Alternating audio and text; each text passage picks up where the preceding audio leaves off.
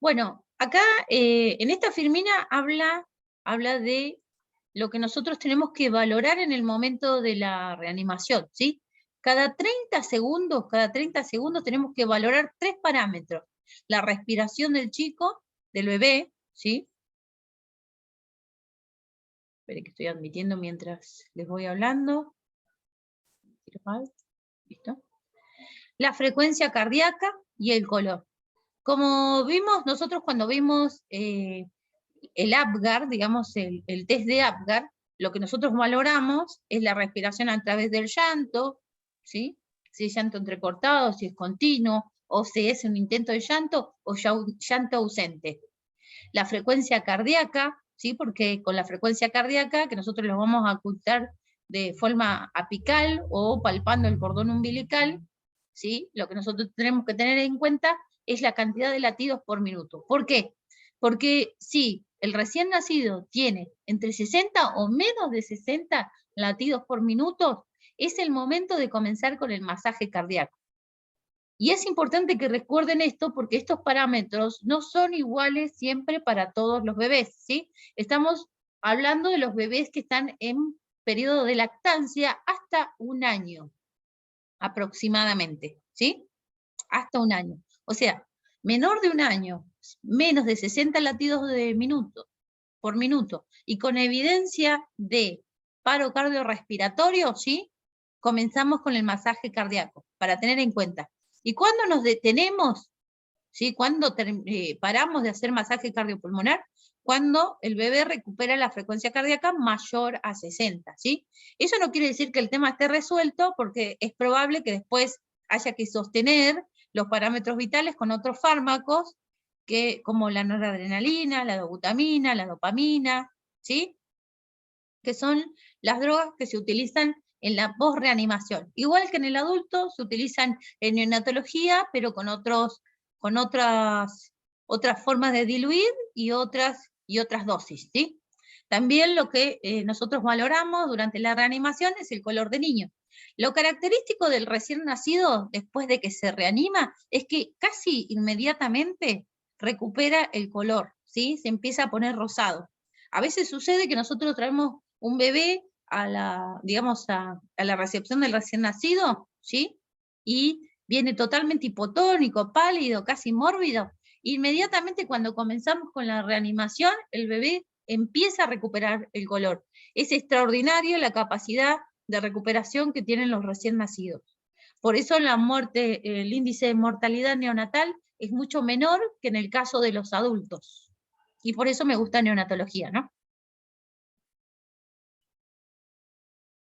Bueno, hablemos de cuestiones operativas a la hora de la reanimación neonatal. Esto es súper importante, ¿sí? Porque esto hace a nuestra labor, a nuestro desempeño, ¿sí? La forma en la que nosotros tenemos que estar ubicados y organizados a la hora de llevar a cabo la reanimación neonatal. Acá, si ustedes ven, está el dibujito de la disposición del bebé, digamos cuál debería ser la posición y la cantidad de ayudantes que necesito para la reanimación. Acá habla de 2 asistentes y un líder. El líder no necesariamente tiene que ser un médico. Lo ideal sería que sí, pero a veces ocurre que no, el médico por ahí está ocupado, o por ahí no está capacitado, que a veces suele suceder, ¿sí? Y si es necesario, un enfermero también puede guiar en la reanimación, ¿sí? Entonces tenemos al líder de la reanimación, que como ya les dije, no necesariamente tiene que ser un médico, pero es el que asigna los roles, ¿sí? Por ejemplo, el reanimador número 1, que tiene que estar en la posición de la cabeza del recién nacido, es el que va a ayudar para asegurar la permeabilidad de las vías aéreas, y también es el que va a manejar el ambú para enviar la presión positiva con el ambú en caso de que sea necesario. También es el que asiste la intubación. Acá dice entuba, pero no, el que entuba es el médico, ¿sí? El que entuba es el médico. Pero puede asistir a la intubación, puede alcanzar el tubo endotraqueal, ¿sí? El reanimador número 2 puede ser el que coloca el oxígeno, en caso que coloca todos los sensores de monitoreo en el recién nacido, ¿sí? Es el que controla la frecuencia cardíaca, es el que controla la saturación en el monitor que va observando, y también es el que comienza con las compresiones torácicas, ¿sí? Y después el ayudante que no necesariamente tiene que estar dentro del shock room, pero puede estar en tiempos de pandemia, tiene que estar en la puerta o cerca para asistir en lo que sea necesario, y puede llegar a ayudar a preparar la medicación, ¿sí? A documentar el APGAR, también a contabilizar el tiempo en el que se comenzó la reanimación neonatal, porque eso es muy importante, ¿sí? Desde el minuto 0, cuántos minutos de reanimación. Lo ideal sería que en el shock room o en la recepción del recién nacido siempre haya un reloj para saber cuánto tiempo llevan reanimando. El tiempo de reanimación en un neonato es mayor, y en un niño es mayor que en el de un adulto. ¿Por qué? Porque por esto que yo les mencionaba, muchas veces los neonatos tienen como más probabilidades de recuperación que un adulto. Podemos estar reanimando a un neonato más de 30 minutos, ¿sí? Yo he estado en reanimaciones neonatales de aproximadamente entre 40 y 50 minutos, ¿sí? Y no necesariamente siempre hay daño neurológico, porque acá entran en juego muchas cuestiones que tienen que ver con lo ético, ¿sí? De cuándo tenemos que parar de reanimar, ¿sí? Y cuando el doctor dice, bueno, hasta acá, y ya dicta la hora de la muerte, y bueno, y hasta ahí llegamos, ¿sí? Porque prolongarse mucho más de lo, digamos, de lo necesario, también sería prolongar la agonía de ese bebé, o también que en caso de que salga del paro cardiorrespiratorio, que después tenga problemas neurológicos, ¿sí? Entonces, pero bueno, esas son cuestiones donde no nos vamos a adentrar, pero, digamos, también se lleva a cabo, digamos, todas estas valoraciones que tienen que ver con lo ético y lo moral, para saber hasta dónde llegamos, y también hay que tener en cuenta la compatibilidad con la vida de ese recién nacido. ¿Alguna pregunta? No por ahora, profe. Bueno, hablemos de la ventilación, ¿sí? Acá tenemos diferentes figuras. Esto cuando hagamos el taller presencial con los muñecos, ¿sí? Que lo vamos a hacer bien programado, y vamos a tratar de que no haga tanto frío, porque últimamente hace mucho frío. Lo vamos a hacer en el aula Zawati. Vamos a practicar todo lo que tiene que ver con la ventilación positiva, el masaje cardíaco, y si conseguimos el muñeco para la intubación endotraqueal, también vamos a practicar, ¿sí? Porque, está bien, no está dentro de las incumbencias profesionales de los enfermeros la intubación endotraqueal, pero no está de más conocer el procedimiento en caso de que, digamos, el médico o el kinesiólogo encargado de la intubación endotraqueal no la pueda realizar, ¿sí? Por diferentes circunstancias. Bueno, hablemos de la ventilación positiva, ¿sí? Tenemos la invasión no invasiva, ¿sí? Que es cuando nosotros apoyamos el ambú sobre la boca y la nariz del bebé, ¿sí? Para que reciba oxígeno. Y después tenemos la ventilación positiva manual, ¿sí? Que sí es invasiva, que es, digamos, masajeando el ambú y enviando presión positiva al bebé. Ahora, lo que nosotros tenemos que observar es que la mascarilla sea del tamaño adecuado, la mascarita para ventilar, ¿sí? Que cubra la nariz y la boca. Hay que realizar la flexión para que, digamos, ampliar las vías aéreas. La boquita tiene que estar abierta. De esta forma va a ingresar el oxígeno o la presión positiva que nosotros estemos enviando. Bueno, ¿en qué momento nosotros vamos a asistir con oxígeno no invasivo a un bebé? Por ejemplo, si los movimientos respiratorios no son los adecuados. Por ejemplo, si comienza con quejido, tiene esfuerzo intercostal en el momento de respirar, y esto puede llegar a ocurrir en el momento posterior al nacimiento, ¿sí? O el bebé nace ya con esta dificultad respiratoria. O durante la evaluación nosotros encontramos que el bebé tiene apneas, o también puede llegar a ocurrir durante la internación. Entonces, en estos casos nosotros los vamos a asistir con oxígeno. ¿sí? Al recién nacido, para ayudarlo. Ahora, ¿en qué casos también lo vamos a asistir con oxígeno al recién nacido, no invasivo? En caso de que el bebé tenga una frecuencia cardíaca menor a 100. En un adulto no lo asistiríamos con oxígeno, pero en un recién nacido sí, porque dijimos que los parámetros vitales del recién nacido, o sea, los latidos, pueden ser de 110 a 140 o 150 latidos por minuto, ¿sí? Entonces, si nosotros, cuando hay presencia de bradicardia, hay grandes probabilidades que también haya de hipoxemia, ¿sí? Bueno, la posición adecuada para, digamos, para la ventilación y el sellado es la posición de cúbito supino, con la cabeza, digamos, en posición neutra, ligeramente extendida, o sea, para que, digamos, se abra bien las vías aéreas y permita el ingreso del oxígeno o el aire en caso de que sea necesario. Y acá voy a hacer también otra, digamos, voy a resaltar algo. Si nosotros, ¿se puede ventilar con aire? La pregunta, ¿se puede ventilar sin conectar al oxígeno? ¿Con el ambú solo? Sí, sí. Con el Sí, ambú, puede repetir, profe. ¿Eh? con el ambú Puede puede ser. repetir. Sí, con el ambú, sí. Sí, con el ambú. Que yo preguntaba si nosotros podemos realizar la ventilación con el ambú con aire, sin conectarlo al oxígeno, enviando presión positiva. Sí, Sí, sí podemos. Y hay sí, circunstancias sí en se las que puede. tenemos que hacerlo porque no tenemos oxígeno, ¿sí? O porque nos Sí, toca claro. hacer como, digamos, ventilar a alguien de forma urgente y no prevista y tenemos que utilizar el ambú.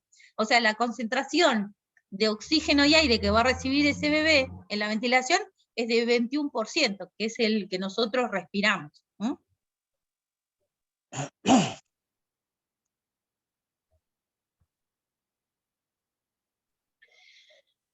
Bueno, las recomendaciones. Recomendaciones para empezar con la ventilación positiva, ¿sí? Reacomodar la máscara para obtener la mejor posición para el sellado adecuado, que es lo que mencioné anteriormente. Reposicionar el cuello del bebé en caso de que sea necesario, la cabecita del bebé. Bueno, aspirar las vías aéreas, ¿sí? Porque ya cuando hay dificultad también, muchas veces también hay acumulación del líquido amniótico en la boca, en las narinas, porque en algunos casos lo que ocurre también, no siempre, digamos, es todo tan grave, pero lo que ocurre es que en el momento del nacimiento, el bebé, vieron que vulgarmente muchos dicen, tragó meconio. ¿Escucharon eso? No, tragó líquido amniótico, Sí. por eso tiene dificultad respiratoria. ¿Lo escucharon Sí, sí, alguna se vez? escucha. Sí, sí, se escucha mucho. Y mucho, y mucho. Sí. Ahora, ¿ustedes creen que es así? Porque si tragó tiene que estar en el estómago. Se le fue por otro lado. Lo más Claro. seguro Lo es que que se haya repatriado. ocurre en realidad es que dentro del útero materno, los pulmones del bebé están llenos de líquido amniótico, ¿sí? Sus vías respiratorias están llenas de líquido amniótico, porque el bebé no necesita respirar por sus medios. ¿Por qué? Porque la mamá le suministra oxígeno y nutrientes a través del cordón umbilical, ¿sí? Sí. Entonces, en el momento que comienza, digamos, la vida extrauterina, o sea, fuera del útero materno, el bebé comienza a llorar y con ese primer llanto lo que ocurre, bueno, es la división del corazón, que esto lo veremos en otro momento, y comienza la circulación interna oxigenada y carbooxigenada del recién nacido. Y en ese interín también lo que ocurre es que el bebé expulsa el líquido amniótico con el llanto, digamos, los restos del pulmón. Y quedan pequeñas cantidades dentro de los pulmones que después son absorbidas por la mucosa pulmonar, ¿sí? Lo que ocurre no es que el bebé tragó meconio, lo que ocurre es que ese líquido amniótico no fue correctamente expulsado o no fue correctamente absorbido. ¿Y por qué puede llegar a suceder esto con un recién nacido? Resultado de la anestesia durante la cesárea, eso puede llegar a ser, digamos, una de las situaciones. La utilización de de opioides, como yo mencioné anteriormente, también eso puede llegar a ser un determinante para que el bebé no haga la adaptación de forma correcta, y también puede llegar a ser por la injuria neonatal. ¿Qué es la injuria neonatal? Es cuando el recién nacido se enfría. Por eso es súper importante cuidar el ambiente en el que nace el recién nacido. Bueno, después, hablamos de la aspiración. Después, observamos acá habla de una sigla que se llama MARSOP, ¿sí? Que esta es la sigla de verificación de la forma correcta de la ventilación. Bueno, observar en la vía aérea, sí, por ejemplo, si no hay nada que obstruya el ingreso del aire, el oxígeno y la presión positiva. Considerar aumentar la presión de la insuflación, que eso después cuando veamos el taller se los voy a explicar mejor. ¿Por qué? Porque el AMBU tiene una válvula, ¿sí? Tiene una válvula que se llama válvula Popot, que es la que regula la presión y la cantidad de volumen de oxígeno y aire que ingresa a los pulmones del recién nacido. En el caso de los bebés que, digamos que necesitan mayor presión, estamos hablando de bebés con depresión respiratoria, por ejemplo, por fentanilo, ¿sí? Que hacen tórax rígido. O, por ejemplo, en el caso de los bebés que sufren las consecuencias de la administración de opioides en su mamá. Bueno, después, por último, considerar una vía aérea alternativa, ¿sí? O sea que no sea la máscara necesariamente, sino que sea la máscara laringea o la intubación endotraqueal en caso de que sea requerido. Bueno, a ver cuántos minutos vamos. ¿Vamos bien? Sí, vamos bien. ¿Alguna duda hasta acá? No, profe. Bueno, en el momento de la reanimación, ¿qué es lo que nosotros tenemos que tener en cuenta? Primero, tener las medidas de tubo endotraqueal según la edad gestacional del bebé. Y acá tenemos una tabla donde dice que el tamaño de tubo endotraqueal para un menor de 28 semanas de gestación es de 2.5 milímetros. Y habla de menor de 28 semanas de gestación y menor a 1 kilo, ¿sí? El tamaño del tubo es 2.5. ¿Hay tubos más chiquitos que este? Le pregunto a alguna compañera de neo presente. ¿Hay tubitos más chiquitos que este? ¿Que el 2.5?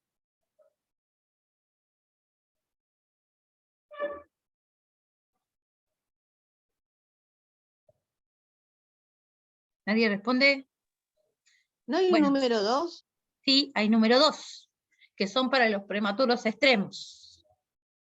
Bueno, para los bebés de entre 28 y 34 semanas de gestación, de entre 1 kilo y 2, el tamaño del tubo endotraqueal es de 3 milímetros. Una característica especial de los tubos endotraqueales neonatales es que no tienen balón, ¿sí? Que no tienen balón para insuflar.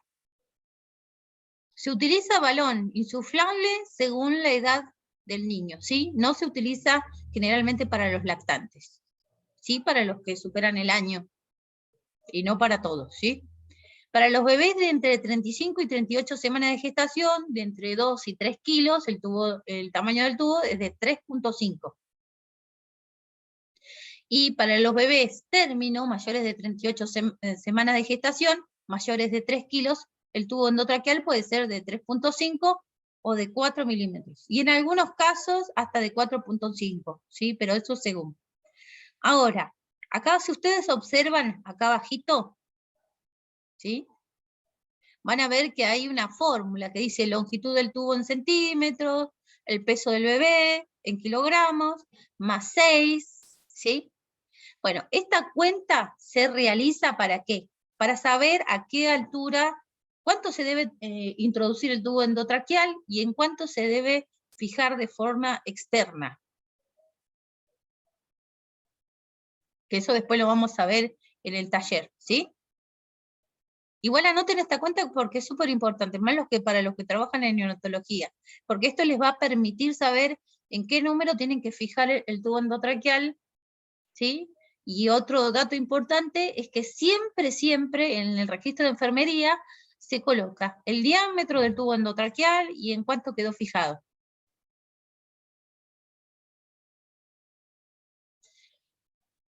Bueno, tras los 30 segundos de ventilación con presión positiva, ¿sí?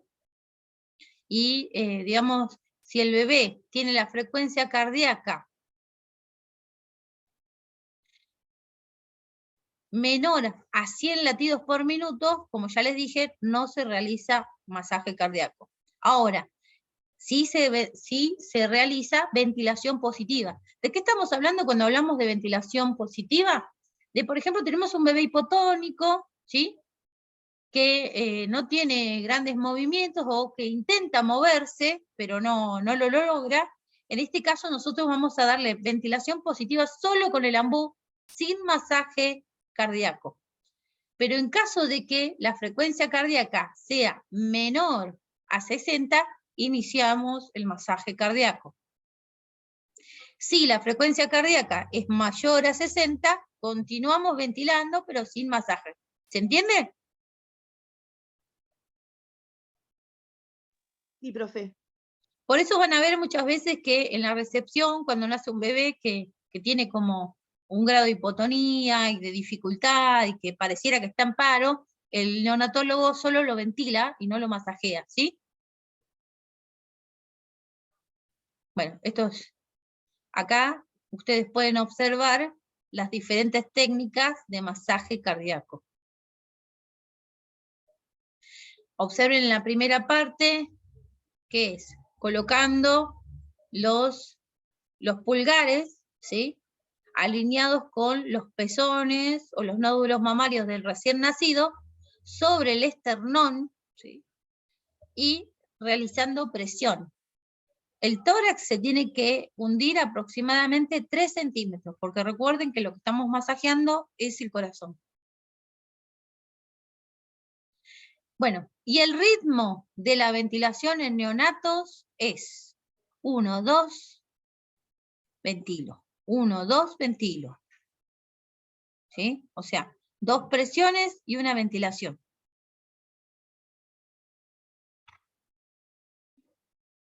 Pero como ya les dije, esto después lo vamos a ver en el taller. Bueno, las vías de administración de fármacos de reanimación en el neonato pueden ser los catéteres umbilicales, ¿sí? O sea, va a recibir la adrenalina y demás fármacos en caso de que lo requiera a través de la canalización umbilical. En el caso de que sea imposible la canalización umbilical o venosa periférica, se puede administrar las drogas de reanimación a través del tubo endotraqueal. ¿Cuáles son las 2 drogas que se pueden administrar directamente en la vía endotraqueal? Puro.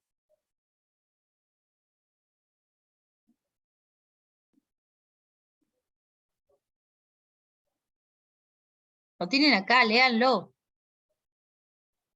Ahí frente. Ahí dice adrenalina. Exactamente, la adrenalina. La adrenalina, y tanto en el neonato como en el pediátrico y en el adulto, si nosotros no logramos la canalización, la podemos administrar por el tubo endotraqueal, ¿sí? Lo que se procede es en la intubación endotraqueal y en la administración a través del tubo. Las dosis que se van a administrar van a ser según el peso. Una aclaración es que tiene que ser adrenalina pura, no diluida, ¿sí? Porque ahora vamos a hablar de la dilución de la adrenalina. Profe, una preguntita. Sí. Cuando hay imposibilidad de acceder a la vía umbilical, ¿no se prioriza la vía intraósea antes que la endotraqueal? En neonatos no. Ah, porque en pediátricos sí, ¿no? En pediátricos sí. Sí. Ah, Sí, por eso era una duda que tenía. sí. En neonatos generalmente no, pero porque en el caso del pediátrico sí se puede llegar a utilizar la vía intraósea, pero el neonato muchas veces es mucho más fácil la canalización umbilical y es más veloz. El tema es, bueno, eso igual es un procedimiento que realizan los médicos, no lo realizamos nosotros. Nosotros sí asistimos en el procedimiento. Pero en Claro, caso no, de yo que... decía en relación a la vía endotraqueal. No, O sea la vía que, endotraqueal es la vía principal en caso de no tener accesos venosos. ok, eso es lo ¿Sí? que quería. Gracias. Bueno, La dosis de adrenalina que se va a suministrar en el caso de los neonatos es de 0,01 a 0,03 miligramos por cada kilo. ¿Sí? ¿Y cómo vamos a diluir? Agarramos la ampollita de adrenalina, la llevamos a 10, o sea que le agregamos 9 de solución fisiológico. Súper importante los rótulos, ¿sí? Nosotros deberíamos tener algunos rótulos ya hechos en el carro de paro, así podemos poner, por ejemplo, adrenalina diluida, 1 más 9, ¿no? Un ampollo más 9 fisiológico. Y lo que vamos a hacer con esta adrenalina diluida es fraccionarlas en jeringuitas de 1 mililitro. En varias, ¿sí? Pero también vamos a tener adrenalina pura cargada en una de las jeringas. ¿En caso de qué? En caso de que no sea posible la canalización para comenzar con la administración de la adrenalina por el tubo endotraqueal. Si ustedes observan acá, van a ver que dice tubo endotraqueal, dosis de adrenalina de 0,3 hasta 0,1 miligramos por cada kilo. Pero estamos hablando de adrenalina pura, no diluida, ¿eh? Otro fármaco que también se puede administrar por la vía endotraqueal, y que en realidad son los dos únicos que se pueden administrar durante la reanimación por la vía endotraqueal, es la atropina, que es otra droga alternativa que se utiliza para la reanimación, ¿sí? ¿Cada cuánto vamos a suministrar la adrenalina? Acá dice entre 3 y 5 minutos, pero también puede ser cada 2 minutos. Según los nuevos protocolos, dice de la administración cada 2 minutos si es necesario. Bueno, ahora voy a hacer mención sobre algo importante antes que se corte, porque ya nos queda poquito, ¿sí? Igual después vamos a ver, en la próxima vamos a ver el algoritmo, digamos, de la reanimación, o sea, el paso a paso. En el caso de los neonatos no es como en el adulto cuando hace un paro cardiorrespiratorio que generalmente le colocan la vía y dejan colgando un fisiológico a chorro.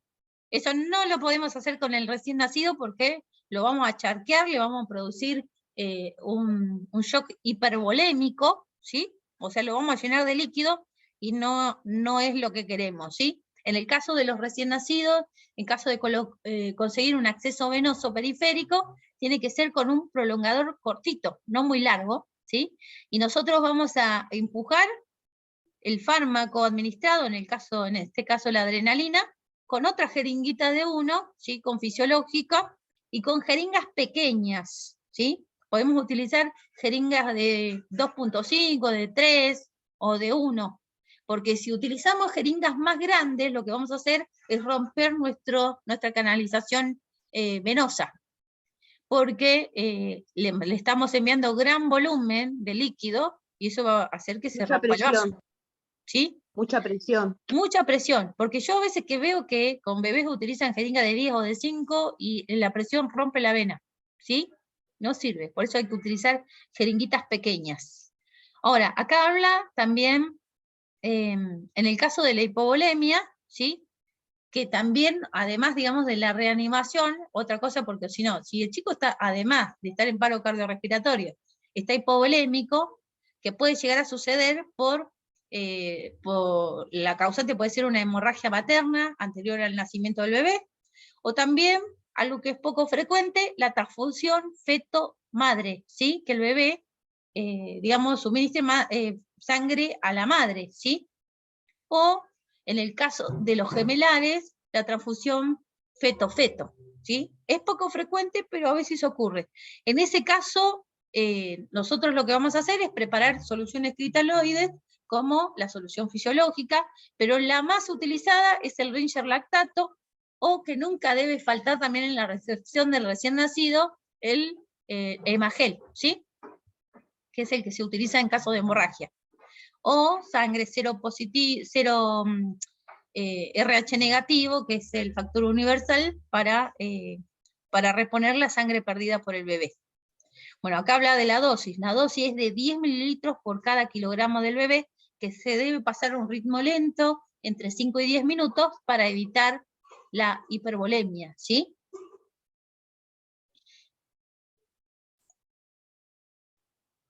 Bueno, y acá habla de la forma de administración. ¿Vieron cómo utilizan jeringas pequeñas, con la llave de 3 vías?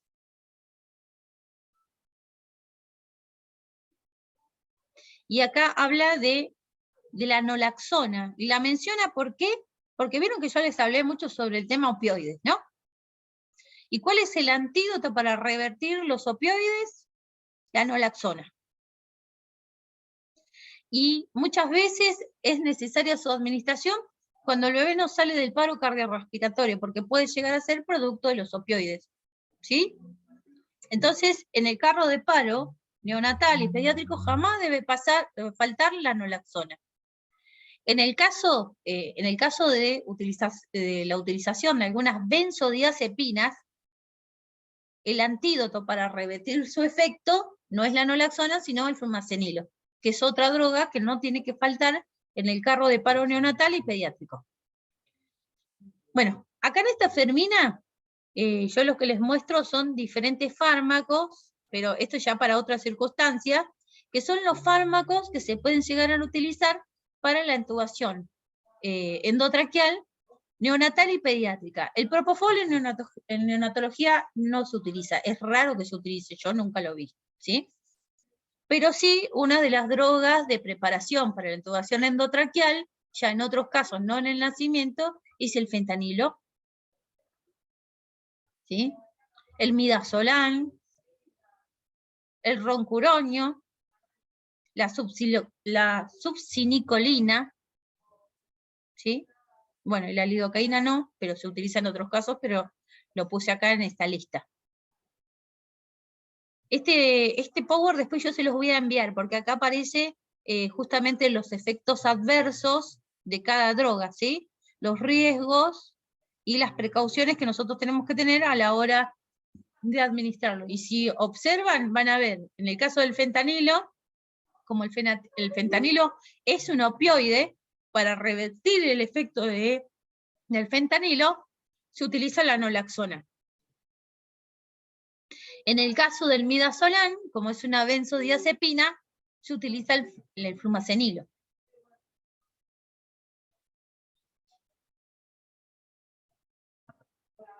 Bueno, y hasta acá voy a llegar, y en la próxima vamos a ver lo que tiene que ver con el RCP pediátrico, ¿sí?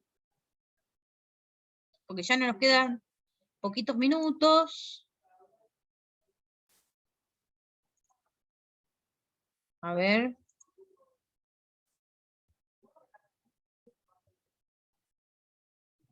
¿Nos vemos? Sí.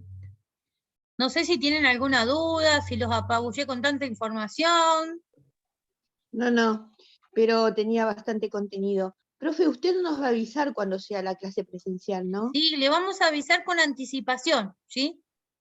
Gracias. Lo que vamos a tratar es que no haga tanto frío, o sea que va a ser casi sobre el final, porque la última vez que armamos un taller hacía demasiado frío, era de noche y asistieron poquitos, ¿sí? Claro, no, lo que pasa es que es eso. Después para estar en la parada del colectivo esperando con el Sí, frío se complica. sí, se complica, ¿sí? Se complica. Y aparte la inseguridad, vio que oscurece más temprano y todo eso También es más inseguro. se complica. Gracias. Bueno, saludo a todos Muchas mis gracias, compas, Celia. a Luis, Chao, a Celia. Medea, Gracias, profe, Celia. muchas gracias. Sandra, Sara. Una Gracias. consulta, profe. Sí, Una consulta. sí, escucho. Los PowerPoint no vas a mandar Sí, todo. porque... Y Ah, las listo, clases ok, grabadas ok. también. Dale, listo, gracias. Ok, Gracias. hasta luego. Sí. Gracias. Saludos y buena guardia para los que están trabajando. Gracias, Sí, Celia. nosotros. Gracias. Chao, Chao. nos estamos viendo. Chao, Celia, nos vemos. Chao, nos vemos, Sol. Chao.